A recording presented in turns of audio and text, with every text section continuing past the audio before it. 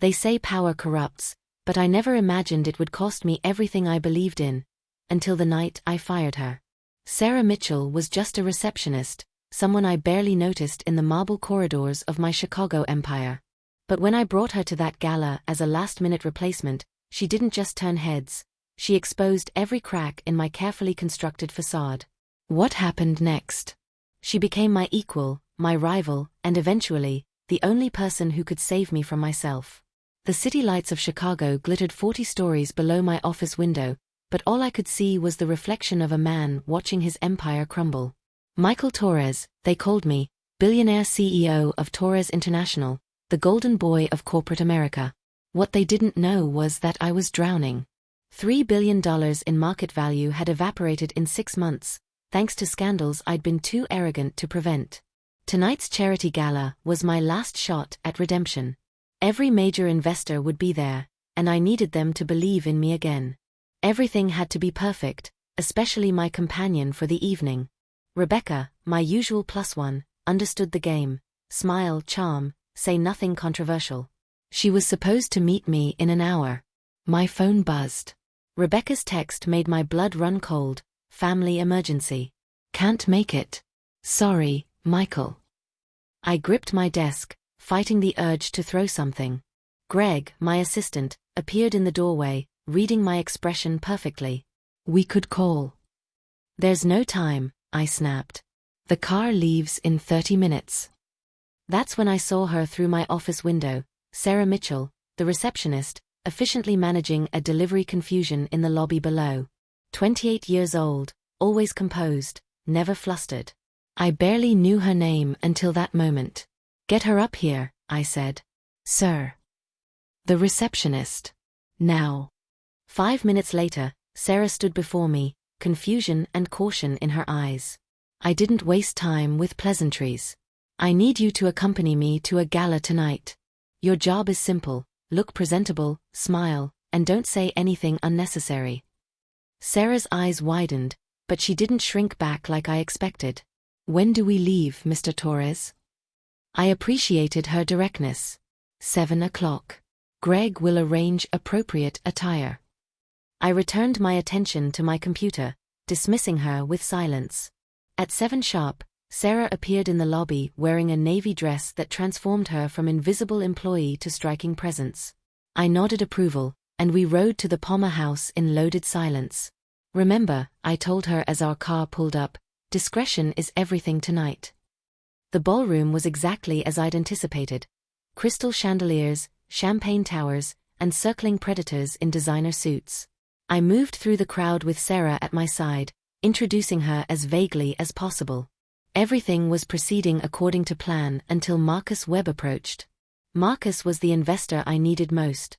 Progressive, influential, and currently skeptical of everything I represented.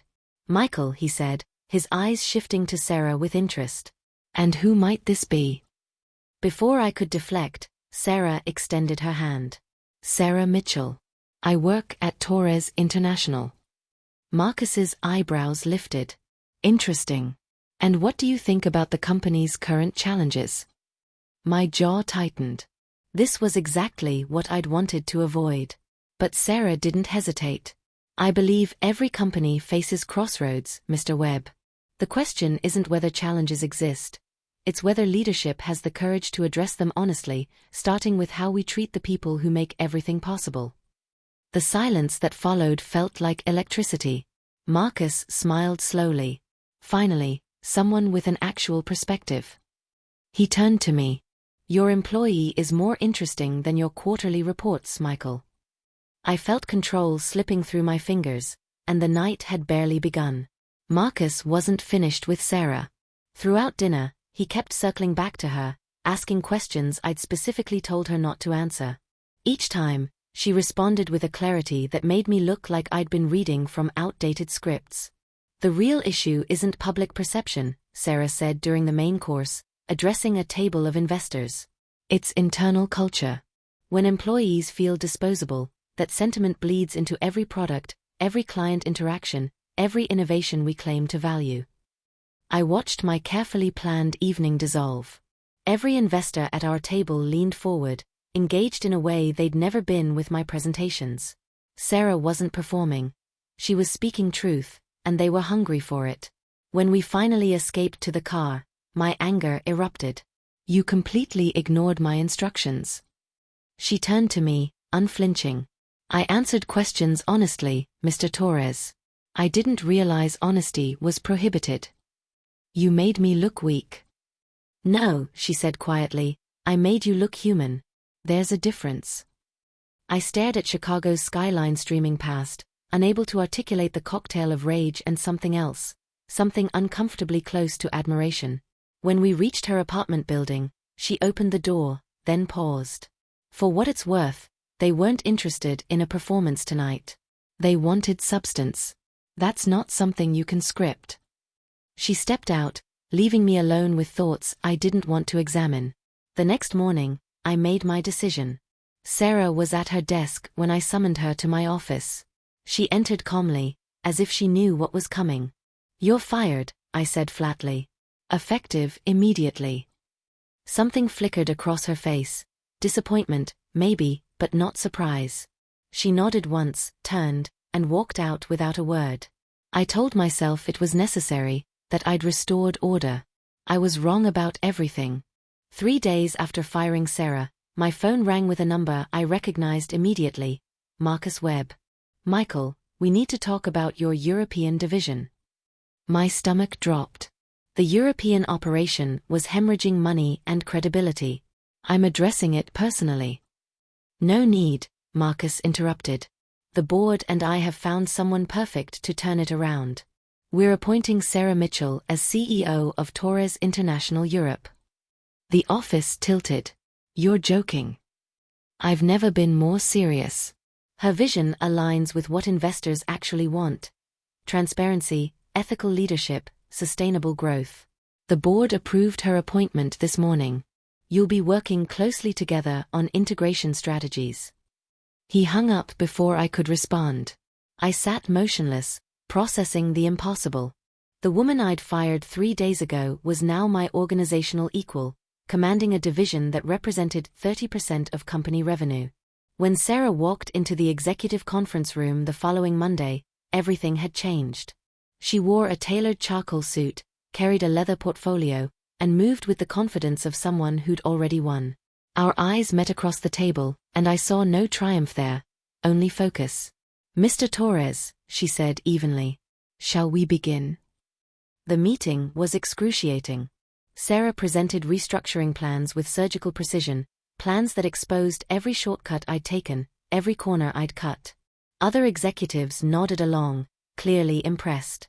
I wanted to argue to reassert dominance, but her logic was bulletproof. Afterward, I cornered her in the hallway. "Congratulations on your promotion." "Thank you." No warmth, no satisfaction, just professional courtesy. "This doesn't change the fundamental structure. You still report to the global board." Sarah's smile was slight and devastating. "Yes, the same board that approved every recommendation I made today. The same board that's tired of watching this company bleed credibility." She stepped closer. "I'm not here for revenge, Michael.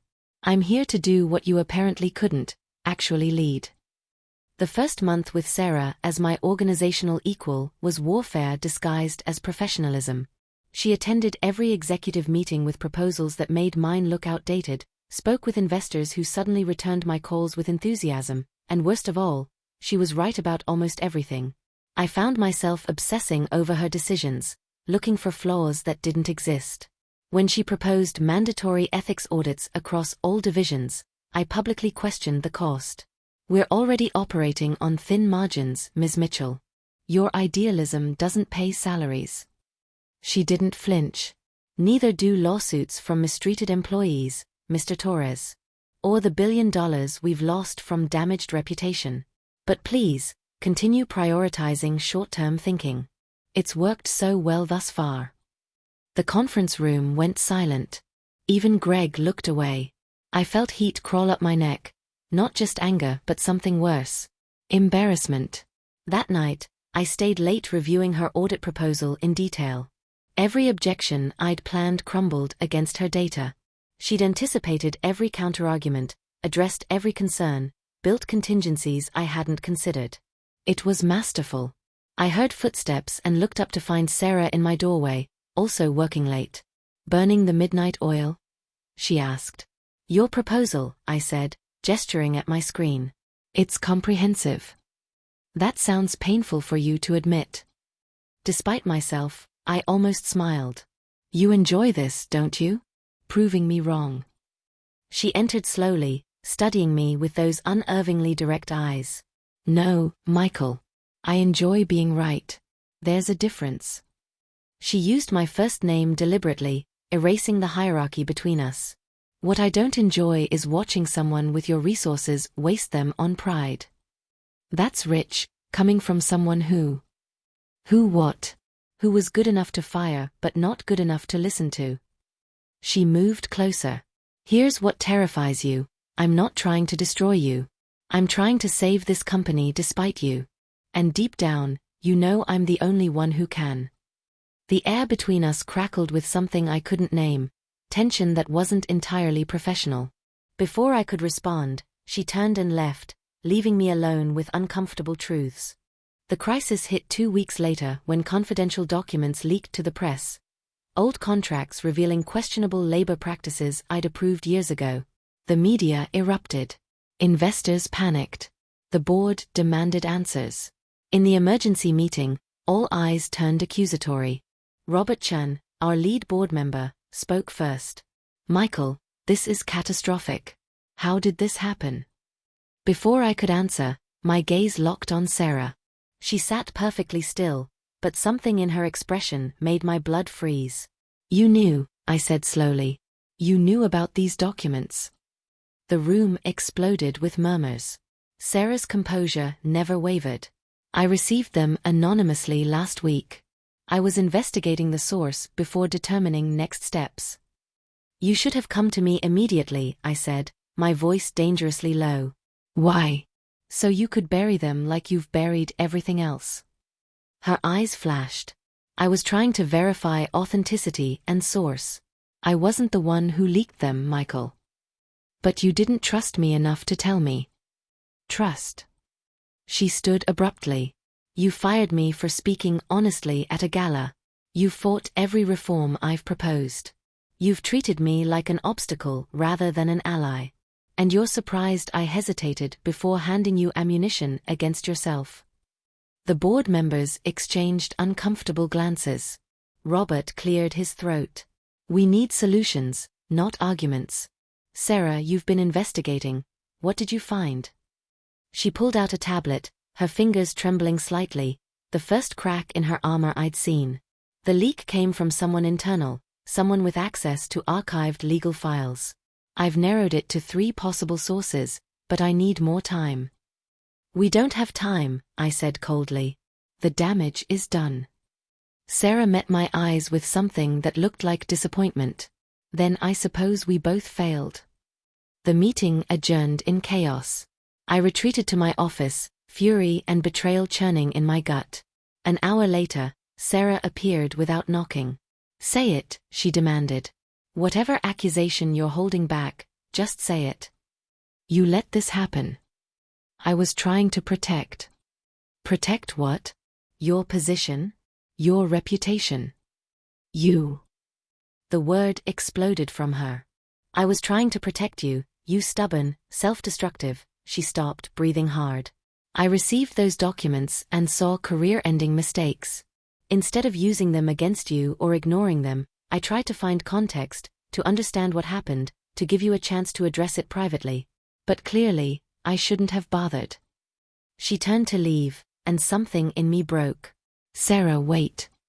She paused, shoulders rigid. "Who leaked them? Do you actually know?" Her silence was answer enough. When she finally spoke, her voice was barely audible. "I have suspicions. But Michael, the real question isn't who leaked them. It's why those documents existed in the first place." Finding the leak took 72 hours of relentless investigation.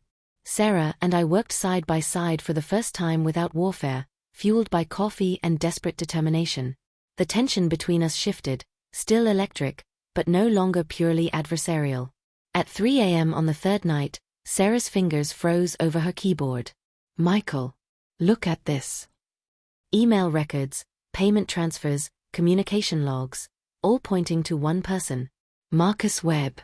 The investor who'd championed Sarah, who'd seemed so progressive, had orchestrated everything. He'd sent Sarah the documents anonymously, then leaked them himself, planning to acquire Torres International at bankruptcy prices while positioning himself as the ethical savior.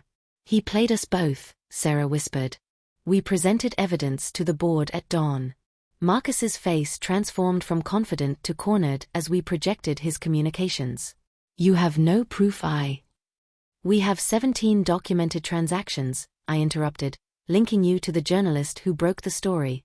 We have your emails discussing acquisition strategy. We have everything."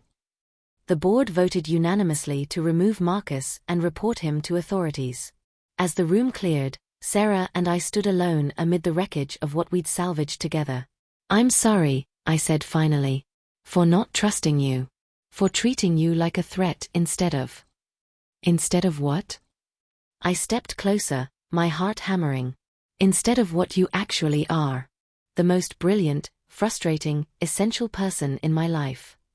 Her breath caught. "Michael. I don't know when it happened. Maybe that first night at the gala when you refused to be invisible. Maybe during one of our arguments when I realized I'd rather fight with you than agree with anyone else. But somewhere along the way, you stopped being my adversary." "What am I now?"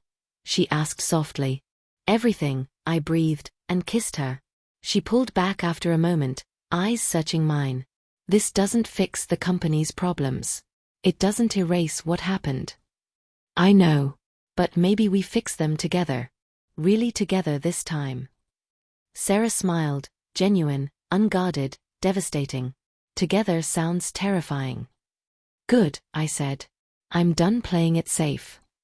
We rebuilt Torres International over the next year, not as CEO and subordinate, but as true partners. Every decision, every reform, every difficult conversation, we faced them united.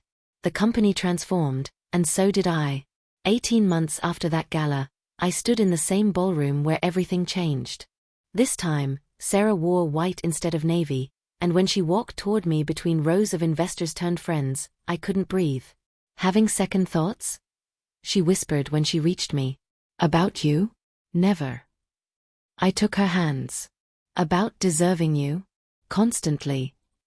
She squeezed my fingers. "Then spend the rest of your life proving you do." Our vows were simple, honest. Promises to challenge each other, trust each other, build something greater together. When I kissed my wife, the applause felt distant. All that mattered was the woman who'd seen past my armor to the man I could become. Later, as Chicago's lights sparkled beyond the windows, Sarah leaned against me. Who would have thought? The arrogant CEO and the invisible receptionist. "You were never invisible," I said. "I was just blind." She turned, eyes bright with emotion. "And now? Now I finally see clearly." I pulled her closer. "I see everything." Marcus Webb's betrayal had made headlines, but our redemption story became legendary. Not because it was easy, but because it was real. Sarah taught me that true power isn't about control. It's about partnership, vulnerability, and having the courage to change. She saved my company. But more importantly, she saved me. This is my story of triumph. Do you think I handled it correctly? If you were in my shoes, what would you have done? Share your thoughts in the comments. I can't wait to hear your perspective. Don't forget to smash that like button and subscribe to Memorable Stories and Overcoming, where we share inspiring stories of triumph and justice every single day.